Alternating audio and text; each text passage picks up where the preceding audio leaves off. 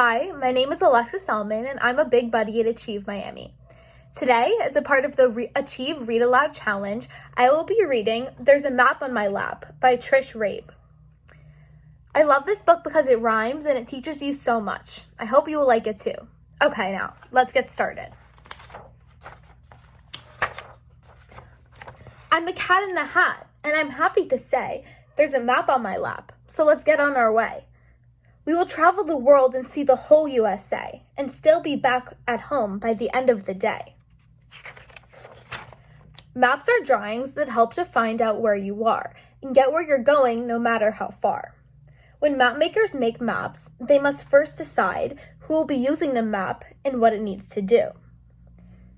Cartographer is just a more formal name for a map maker, but their jobs are the same. The map of the Earth that we use most of all is a globe. Like the Earth, it is round as a ball. Peel the skin off an orange and lay it out flat. A flat map of the Earth would look something like that. Now, if maps were the size of the places they show, map makers would run out of paper, and so, a chart called a scale makes maps easy to use, shrinking miles into inches on each map that you choose. Scale makes everything smaller and helps you and me carry the world around easily. You can make a map of far places you roam, or a map, called a plan, of your very own home. We use this scale. 1 inch equals 3 feet. It helped us do something that we both think is neat. We drew our whole room, so it fits on one sheet. There are 4 main directions. All maps have got 'em. North is on top, south is down at the bottom. If you look to the right, that is where east will be. Look to the left, and it's west that you'll see. To remember all 4, there is one easy way. Never eat soggy wheat is what I always say. I have here an atlas. Come on, take a look. You will find lots of maps, and they're all in this book. Sometimes maps use pictures to show where things are. A capital city is marked with a star. A tent shows a campfire. Tracks show where a train is. To get to the airport, just find where a plane is. A chart called a legend, if you look carefully, will list and explain each picture you see. Some maps use colors to tell you a lot. I use blue where it's cold and red where it's hot. I made deserts light brown and jungles bright green. The legend will show you what these colors mean. Marine charts help boaters. These maps let them know if a rock, reef, or sandbar is hiding below. When you visit a city where you've never been, a city map helps you know where to begin. Here's a map we both carry around. It shows where the subway runs under the ground. Topographical maps are the kind hikers like. They use them to choose which direction to hike. They show where the land rises hilly and steep or goes down into valleys all rocky and deep. It's a big world we live in. Here's one way to hold it. Pick up a map and simply unfold it. Dot maps like this one are covered with dots. Some have a few dots, but others have lots. Each dot stands for something. On this map you see, each dot stands for one frizzle-frazzled frazee.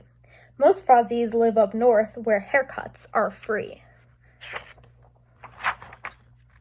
When you look at a map, it is important to see there is more than one way to get from point A to point B.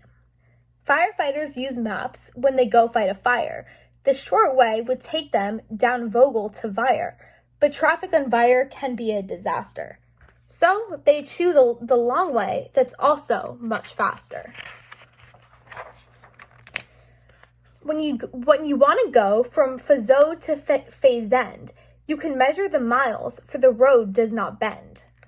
But in order to go from Fazot to Fazing, on the 15th of May, for the Fazing sing, the road twists and turns. So first cut off some string, put it down on the road, all the way to Fazing. Then take out your ruler and measure the string. The scale on the map helps you see that it's far. 1 inch equals 10 miles, so you should take the car. Welcome to the Big Fozzing Sing. Use this trick to read maps. You'll be glad that you did. Some are covered with lines. This is known as a grid. There are letters on top and numbers run down the side. Want to find where you are? Let the grid be your guide. Trace a line down from A. Look across at line 4. The lines that cross at A4 are your very own door. We're having a party. We're waiting for you. Take a look at the grid. There's our house at E2. Here's a map that I just got today. It's a puzzle map showing the whole USA. Puzzle maps come in pieces, and here's the best part. You can put them together and then take them apart. Here's a question we can't wait to ask you. What's the largest state? It's this one, Alaska. Now, which of the states do you think is the smallest? You're right, it's Rhode Island, the smallest of allest. Here's a game that we play, so feel free to play too. What does each of the 50 states look like to you? Michigan looks like a scarf and a mitten. Louisiana looks like a chair you could sit in. You will have great adventures your whole life, and so I give you these maps, the places you'll go. You may travel the world, but no matter how far, with a map on your lap, you'll know where you are. You can always use maps. They will help you in knowing where you have been and just where you are going. The end. Thank you so much for reading with me. I hope you enjoyed the book.